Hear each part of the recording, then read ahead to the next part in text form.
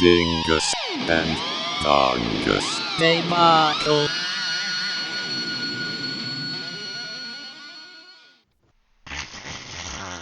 Episode 59. Hello. Here we go.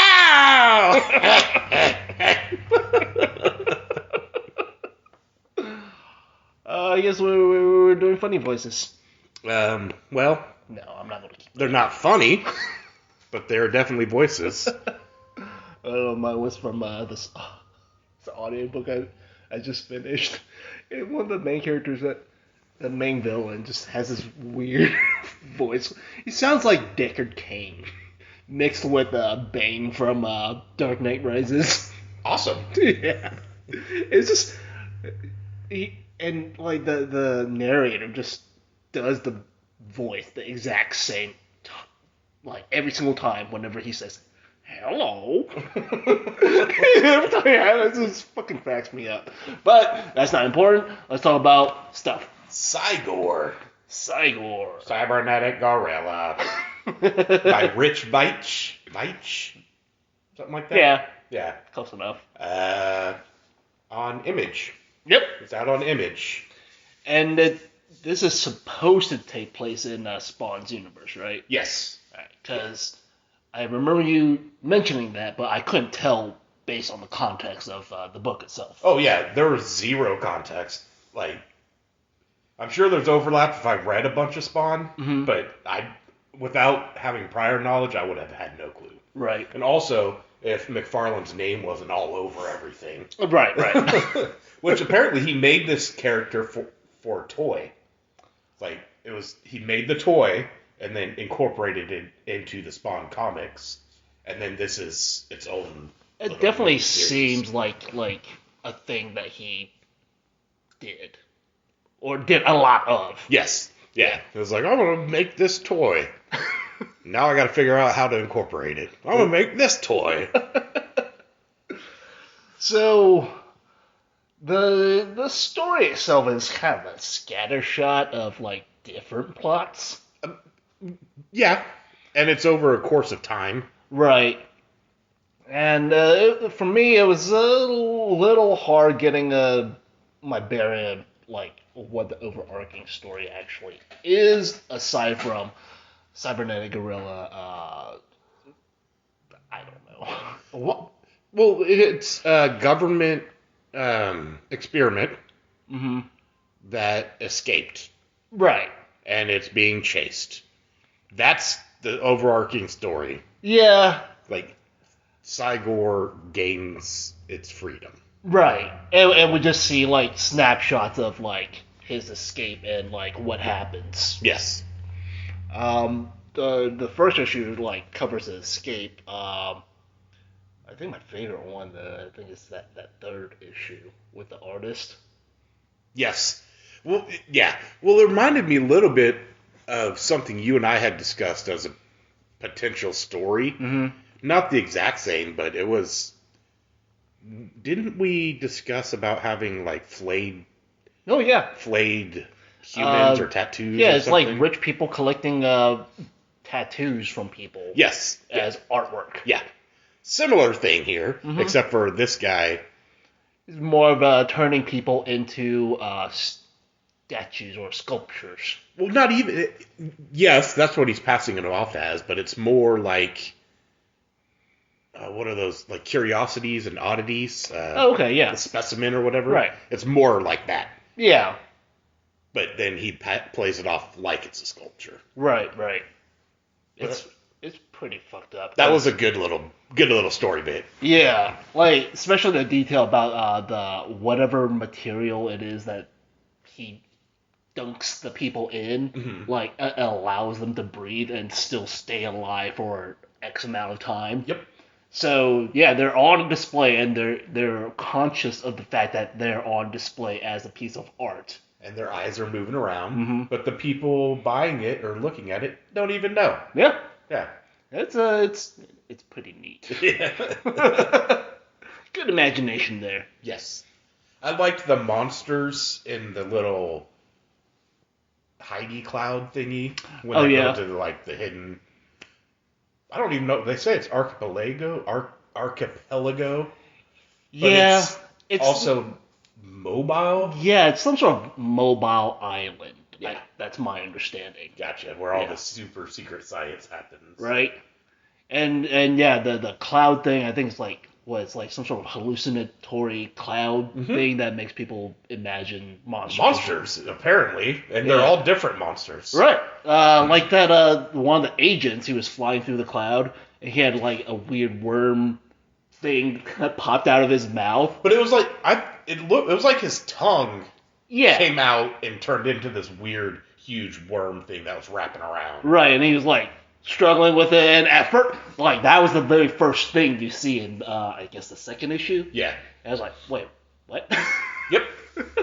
I mean, each issue, to your point, and bring back what you said earlier, did take a second to kind of reallocate my bearings. Yeah, So it's yeah. like, where are we? This isn't a direct continuation from what I just read.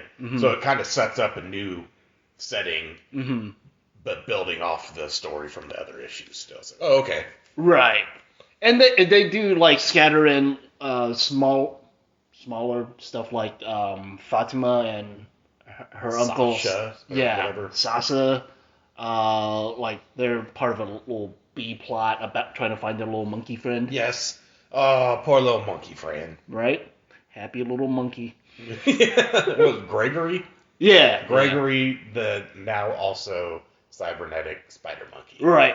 Oh, that's what Cy-Gor was doing towards the end of the arc. Is he's trying to find his little buddy. Yeah. Yeah. And the whole purpose. So little cute spider monkey is with these two quote unquote gypsies. I forget the proper PC term. Yeah. But in the book, they're referred to as that. And the monkey steals the detective's watch, I think it was. Yeah, like Rolex or something. Yeah. So that's how we get introduced into this. They get introduced into this. And then they end up taking the monkey, don't they?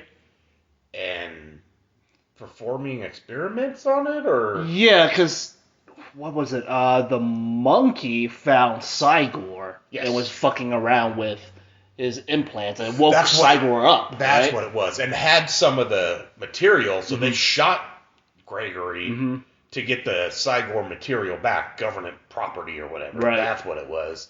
And then Cy-Gor, being really awesome and innocent and adorable, was like, I need to help this little monkey out. Right? And made Gregory into a cybernetic spider monkey.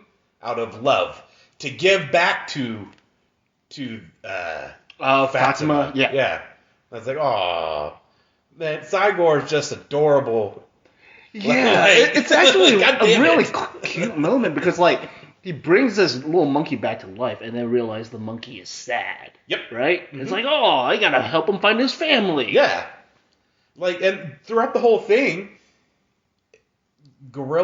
Cy-Gor is just talking about, I don't like Death Doctor or Death Smell Doctor, and I'm hungry and all these things, and it's very innocent and naive and cute and adorable. He wants his smiling shoes. Yeah, smiling shoes. But then he also ends up like just eating people. Yep. And all these other horrible things. Decapitating a Indian goddess. Yeah, where did Kali come from? I don't know. It's like there's the character Cho. Yeah. I believe it was Cho. Shows up, and then the Kali's in the Brooklyn subway or something. Yeah. It's like, cool, awesome. Why and how?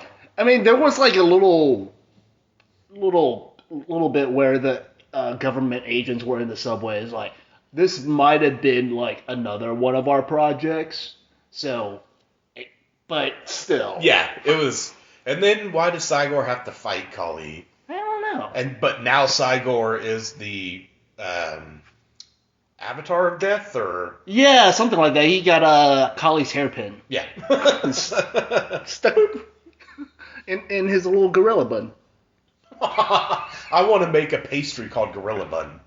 That sounds delicious. It does sound delicious and sounds like it would sell. Oh, it would yeah. sell better than hotcakes. Because it's gorilla buns. And really what it is just like angel food cake shaped like a butt, a gorilla butt. That's all it is, nothing special. What if you made it like multicolored so it's more like a baboon's butt, but it's still called a gorilla butt anyway? Well, you have gorilla butt, and then you just put like strawberry preserves on a different one, and that's the baboon butt. You gotta wait a minute though to do that before you branch out to baboon butt. Right. Yeah. You gotta build the brand first. Yeah. Oh, one thing I got a little tripped up on was the relationship between Fatima and Sasa, I guess. Like, I guess it's one of those things where Uncle Sasa is like one of those close family friends that you end up calling uncle, right? Mm-hmm. Because the whole time, Fatima say, Gregor's the only family I have left, Uncle Sasa. Right. It was like, Yeah.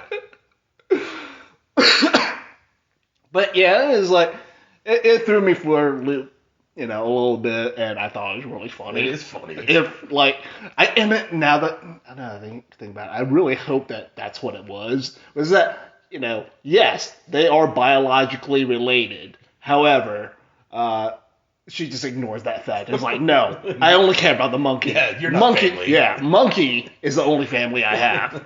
Me and Gregory for life. Wasn't she also? The artwork overall, I really enjoyed the artwork as a blanket statement. But didn't she like spit a huge loogie on a cup? I think so. Yeah, it was her. Yeah. And I was just impressed at the art of the loogie. I've never seen something like that in comics before. Because it's huge, but it's also like connected to the mouth, and it's like super long spit, still connected to the mouth, and then there's a reflection of the dude's face in the end of the spitball. I'm like, that's an impressive spit shot. I've never seen that before. I don't know where I'm going. So I'm going to leave it there. Okay, cool. Yeah. It's over there. But overall, I despite the fact that I had trouble issue jumping from story to story, I liked it overall. Oh, I really enjoyed it. Yeah. Just because Cy-Gor was so fucking cute, being this little baby human, essentially, mentality. Maybe not baby human, but young. And it was just sweet and innocent until Cy-Gor actually had actions. Then it was vicious and awesome. Mm-hmm. So, and it was just fun. Yeah. I really enjoyed it. Now, do you remember the very first issue when he was talking about his mama? Very little. Okay. That's something that was also tripping me up, is because he was talking about Mama Gorilla, and there was, I'm pretty sure there was a depiction of a gorilla with earrings and. Oh, there was. Right. And it was even more humanoid. Yeah. That it was kind of like the old Planet of the Apes movies. Right. Yeah. Where even the mouth and nose are vaguely human-like. Mm-hmm. I was like, what's going on here with a vaguely anthropomorphic gorilla that Cy-Gor remembers driving him somewhere? Right. What's that story about? Maybe it's just the doctor guy the Russian doctor guy, he wearing a gorilla mask, driving him and talking in a high voice to a dungeon to work on him. Because they even mentioned at some point in one of the issues that they don't even use this doctor guy doing surgeries toiling away. Right. They just use computers and push buttons to do the things. Which, don't read too much into it. It's like, that doesn't make any sense. But okay, I'm not the doctor here. The way I picture... Okay, Surgeon Simulator? Nope. Game? Oh, well. I know the party game Operation. Okay. Well, Surgeon is like a computer version of that. Okay. And I just imagine that's what they were doing. It's like they're playing Surgeon Simulator, but it's actually hooked up to like robot arms. So when you like use your mouse to like make a little incision here, the robot arm goes in. Well, shit like that exists now. Yeah. But I guess this was also written a while ago. I mean, sometime in the 90s, I'm assuming. I don't know. We're going to say late 90s. I didn't look at any dates. Sweet. I'm just making assumptions based on my extremely loose knowledge of Spawn in general. Right. McFarlane's media empire. Yes. I also don't recall any chat bubbles. Well, or were there some outlines? It's really weird. I didn't like it. Yeah, like the first issue, if I remember correctly, they actually had colored bubbles. Okay. To help you differentiate who's talking and whatnot. Yep. But then from 2 on, it was just white text with lines dividing stuff. Yeah, and oftentimes that would get lost in the background art. Yeah. Yeah, because I remember there was one panel where it's like this really light shade of greenish whatever, but it's really light. Mm-hmm. And then white text on top of that. Yep. It's like, well, I can't figure out what you're saying. I thought that was interesting. It's not often that the text is something I comment on. Mm-hmm. Sometimes there's cool flow to a text there's like, I can't remember right now. Anyway, there was like an artistic something beyond just chat bubbles. Mm-hmm. But this was just bad. Like, yeah. Oh, ooh, damn it. Yeah, it definitely made some of the words hard to read, and the general layout of how they have the dialogues and whatnot, it's a little hard to follow sometimes. Yeah, it is. I had difficulty several times pinning who was speaking which words. Mm-hmm. I had difficulty also discerning which chat chunk to read next. Yep. Yeah. It's like, do I go left to right, up to down? Where do these panels pop in and out? Mm-hmm. So. Yeah, the layout could have been improved upon. Yep, I agree. Yeah. How did you feel about the Christmas issue? The hallucinogens at the end with the Santa. Yeah. Really doubling down on. I forget exactly what he said, but when I read it, it was great. Yeah. But basically, who's naughty, who's nice, mm-hmm. the Santa thing, but he said it in a very fun, eloquent way that a monster Santa would say. Yeah, the monster Santa looked pretty cool. Yeah. But like, I felt like the second half of the book kind of trailed off for me. Yeah. Like, it peaked at the artist. Yeah, I'm with you. And then, yeah, it did kind of tail off, and then he's suddenly, like, holding on to the wheel of an airplane going to Serbia or Syria or... Chasing after the monkey. Somewhere, yeah.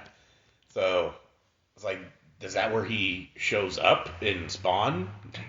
I guess. Because this is ultimately an origin story. Right. Right? Mm-hmm. Like, he escaped from the research scientist cop fucks. Mm-hmm.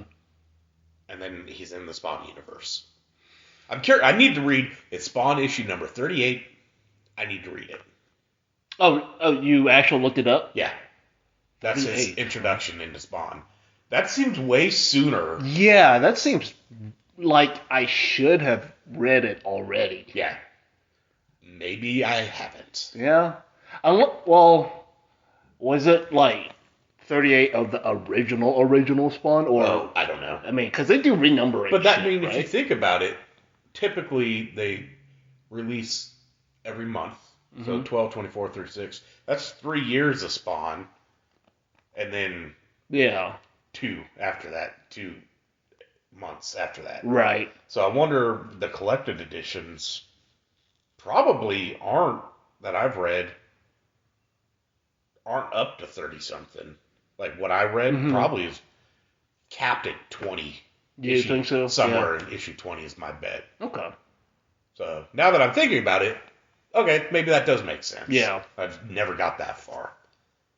I don't know.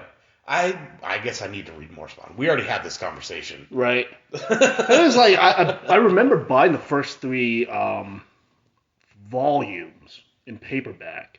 And I remember them being They're chunky. Yeah, they're big. We have them right over there. Yeah.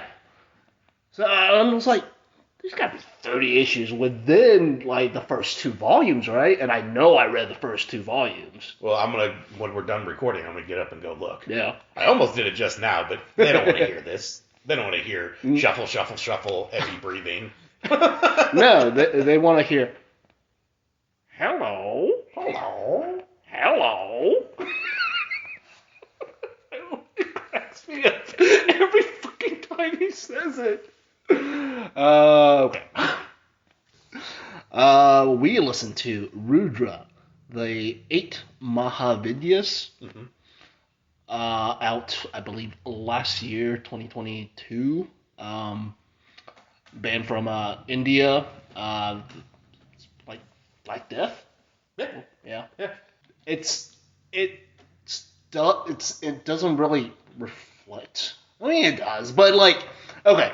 What I want to say is, I've listened to this album several times, and every single time I listen to it, I go immediately to I don't know what that says. Maybe Alice Cisneros did a good job in like mimicking the Indian sound. Could be. Yeah. It makes me think of like mid-era God Dethroned. Okay, I can hear that. Less like harmonies, but the vocals especially sound very similar. Mm-hmm. Also, when I first saw this on the list, I thought it was a different band. Yeah. And I can't remember what the different band's name is, but when we first started hanging out a million years ago, you showed me like a flamenco death metal band. Huh. Do you remember what I'm talking about? Flamenco? Yeah. Like literally like Spanish guitars? Yes, but death metal, actual electric. There's a flamenco death metal band you showed me, and I thought it was this band when I saw the name. And then when I listened, I was like, oh, this is not the same band at all. God damn it, now I want to know what that band is. Yeah, I don't know. I can't remember. It's been I haven't thought of it much since whenever the fuck that was. Yeah. 2006, 7, somewhere in there. Right. Well, this is another band from that time that I kind of fell off my radar. Mm-hmm. Until, like, we started doing this podcast, and I guess I somehow got to, Indian metal. Mm-hmm. And then it's like, oh, Rudra. What are they shit up to? Right? And it's like, I just kind of figured they broke up or whatever, disappeared. But it's like, oh, shit. Put out a bunch of new albums, including one last year. Awesome. That's a great way. I love that happened. Yeah. Like, you reflect on a band that you listen to a bit or whatever, and it's like, oh, I wonder what they're doing. And they've been doing it this whole time, and now we get to talk about it. Right? And it's not even like I didn't like them at the time. In fact, I recall, like, really enjoying the albums that I listened to. Mm-hmm. It's just, I think it's just, it happens to everybody where, there are bands just kind of falls off. Yeah. It's like, and you get, yeah. There's 2 points to that. Kind of fall off in general, and I just forget they exist. Mm-hmm. Not because they're bad or whatever, but then there's also the other one where, like, I kind of fall off on keeping up with what they're doing, but still listen to, like, 3 or 4 of their albums. Mm-hmm. And then they've released 20 more, but I don't fucking care. Right. Even though I probably should care. I kind of feel that way about New Creator. Yep. Well, that's different, though. Their music shifted gears. Yeah, a good bit. Yeah. But about this album, I really like the chanting. Yeah. In fact, like, there's a weirdly meditative quality to the music. Absolutely. Like, I found myself not really focusing necessarily on, like, riffs and whatnot, but more of the general atmosphere that's that they're making. So you were experiencing rather than listening, or whatever. Right. Yeah. It just, I don't know. Every time I listen to it, I just kind of trance out, I guess, and it's just like, yeah, this is nice. I kind of do a very similar thing with Cult of Fire. Yeah. Which, like, I want Rudra and Cult of Fire to, like, do a tour. Because they're two different styles of music. Right. But it's rooted in the same shit and the same... Yeah, thematically. Yeah. Yeah. I'd totally watch that. That'd be a good time. Somebody should work on that. Yeah. Who knows? Make it happen. That'd be really fucking cool. I also like that this is one episode where, even though it's only minuscule, there's a link between the comic and the album. There is. We got Kali in the comic issue 2, and then, of course, the Indian mythology in this album. Yep. And actually, weirdly enough, I just finished a book called The Song of Kali. Alrighty then. Yeah, it's just a weird confluence of, like, Indian mythology. Are you traveling somewhere where there's, like, Hinduism? No. Damn. Book a trip. That's what I'm getting at. Well, no. No. I mean, yes, I want to visit India. I just want to make a comment about that book I read about. Well, I'm going to say that for later. Okay. Yeah. But, yeah.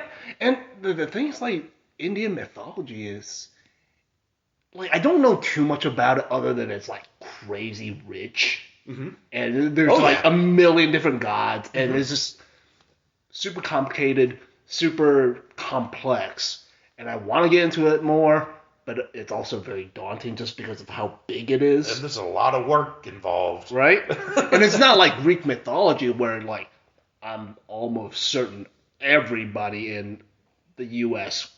had, like, a little section in, I don't know, elementary school that goes over, like, Greek mythology. Oh, that got fed to me every step of the way. Right? All the way through college. It was like, can we move on from this? Right? Please. And that's such a shame, like, that, you know, in America, the mythologies that we're exposed to is pretty much just Greek mythology, right? Well, I understand it because at the root of our civilization in the United States, the Greeks made it. Yeah. They made the bill. I get it. But, like, fucking, there's other shit that's really cool. Like, I mean, I do remember reading a little of Norse mythology, especially in, like, English lit, when we're talking about Beowulf and all that stuff. Yep. But, like, the Aboriginals in Australia, their dream time, I know very little about it, but it also seems really cool. It does seem cool. And then even Native Americans and their spirituality with nature and animals and stuff. It's like, we should probably know more of that since we're on that land. Right? Like, maybe. Right? But it seems like a lot of missed opportunities in America for people to learn about different cultures and, like, get, like, really cool creative fuel. Absolutely. Right? For a myriad of different whatevers. For real. Like, yeah. But, so, because I'm also not super educated, this album was the 8 Mahavidyas. Are there not 10? I have no idea. There's a certain number, but I think in the comic book they said there was 10. This album is entitled 8, and then it's also my understanding it's just one, we'll say, person, or entity, deity, or whatever. But then there's, like, different aspects of that one. Yeah. So it's not 8 different beings. It's one that has multiple personalities or something. I guess it's similar to the Trinity concept. Oh, okay. In Christianity. I understand. Gotcha. But I don't know. Yeah, I don't know either. All of it is like, yeah, they talk about Shiva, and then Shiva has different aspects to that deity. Yes. That apparently can conflict, like, literally, like, physical conflict with each other. Just, I don't know. I wonder if we were to read Rudra's lyrics, if I would know better. I tried, at least for this album, it's not on Metal Archives. Okay. They didn't put the lyrics on. Or somebody didn't put the lyrics on Metal Archives. Fair. And then again, like, I suppose if I was a decent, supporter of metal, I'd just go out and buy the thing, and then hopefully there's lyrics in there that I can understand. Yeah. Well, that's part of the fun of records, right? Mm-hmm. You get a bigger, pretty picture, and then oftentimes, if it's like a gatefold especially, you get songs and lyrics in there on certain things. Not a lot, admittedly. Right. And then sometimes there's also just the loose sheet in there, and that's just fun for me. Yeah. And then also, since we're just talking about it, I like records because you're forced to listen to at least half the album. Yeah. You don't have people with their phones or an iPod. So I want to listen to this song now. And you play Ring Around the Rosies of people selecting random songs. It's like, nope. You get an album or even half an album. I prefer to do the whole album. Mm-hmm. It's like, you pick an album, we're going to listen to it. Mm-hmm. Okay, I'm going to pick an album, we're going to listen to it. Right.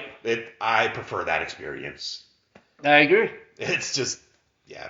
I mean, like, I suppose it depends on context. Like, if I listen to, or if I'm playing a video game, I'll always start with an album. Yeah. Right. And then it trails. Yeah, and then, after the album's done, it'll start, going through random songs. And eventually I'll probably end up on a song where it's like, I want to listen to the rest of this album. Yep. I've done that. Yeah, I've done that. It's just like, put an album on, algorithm it out, and then something's hitting my fancy, and I go, cool, we're doing that album now. Right. Or it'll make me think of a different one. But, yeah. But in general, I do like listening to whole albums. Yep. And this whole album was pretty fucking good. Mm-hmm. So yeah, it's fucking solid, and I'm really glad they kept going. Yeah. Play America sometime. I don't think they've ever did it. I couldn't tell you. I can find out. Yeah. I'm trying to get Cult of Fire, but their new stage setup, like, I've talked to them. They're willing. We're happy. We can make it happen. Mm-hmm. We can't make it happen at the venue we're at now. So they're, like, very, like, adamant about their stage show being preserved. Yep. And I'm cool with that. Like, yeah, all right. We'll circle back when we can. Mm-hmm. And you better fucking deliver. Fuck yeah. Because I'm all about... That's one of my biggest hurdles and challenges for mass destruction as it is now. One, I wish there was a curtain that we could close between changeovers. Mm-hmm. And then two, I wish we could do more of a stage show for bands. Yeah. Because that's part of showbiz, right? Mm-hmm. And when you have that many bands in a day, you can't do a huge show for everyone. Mm-hmm. But if you can have little somethings here and there that fits with the band and their theatrics, it just makes it a better show. Yeah. And I wish we could have fog up there. Mm-hmm. For many years, we were told we couldn't. Is there a reason? Because it was a hazard, or it would set the sprinklers on. There was a switch in management. We found out that we can, but now if we want to do it, we have to have a fire marshal on hand, which is very expensive. Oh. So it's just like, oh, I can't wait to get out of the loft. Oh, fuck. Where are you guys looking anywhere else? Like, where would you like to? Center Stage Theater proper. Okay, got it. It's just a matter of time. Yeah. Well, fingers crossed. But yeah, so what I'm saying is, like, eventually Cult of Fire is going to be playing Center Stage Theater. And I could see, I could see that. So, why not get Rudra while we're at it? And then do an East Coast tour to recoup some of the expenses. Yeah, that'd be a really sick bill. That would be really fucking sick. You'd have to find. Anyway, we're trailing off here. Yeah. Great album. Yeah. I'm gonna go back and listen to other shit. Yeah.